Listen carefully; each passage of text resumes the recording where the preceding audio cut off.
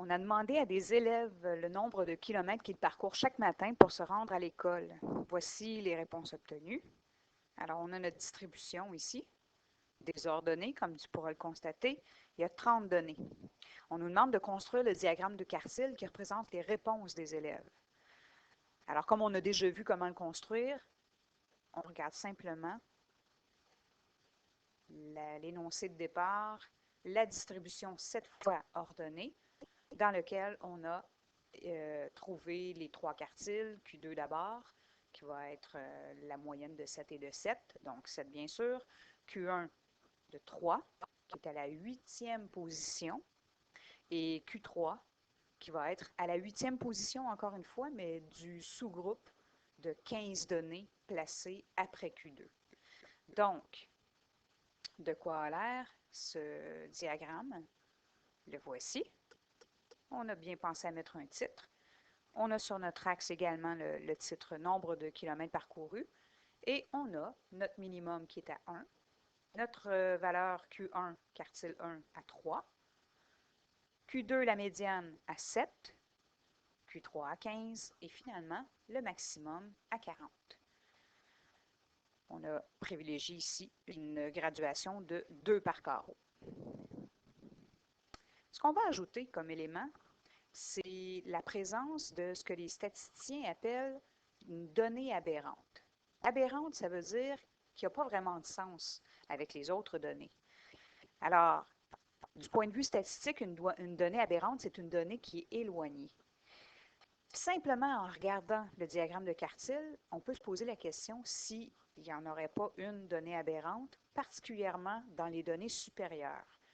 Pourquoi on se dit ça? C'est parce qu'on a l'impression que la moustache de droite est pas mal longue comparée à celle qu'on avait, par exemple, pour la moustache de gauche ou encore les deux autres quarts représentés dans la boîte.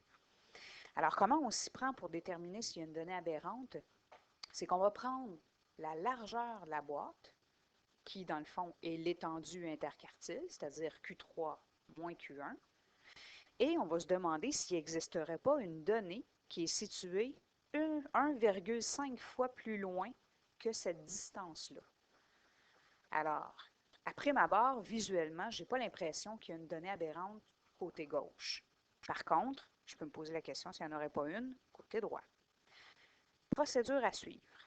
Donc, tel qu'il est expliqué tout à l'heure, une donnée X est aberrante si la donnée X est inférieure à Q1 moins 1,5 fois l'étendue interquartile. Ici, c'est une multiplication qui a 1,5 fois I, qui est l'étendue interquartile.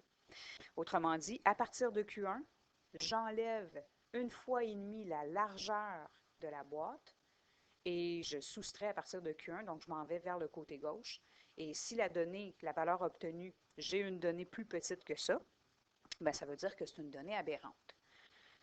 Évidemment, on va falloir faire la vérification côté droit, et là, notre point de départ sera Q3, de sorte que la formule deviendra la donnée X est aberrante si elle est supérieure, cette fois-ci, à Q3, plus 1 fois et demi l'étendue interquartile, donc la distance entre Q3 et Q1.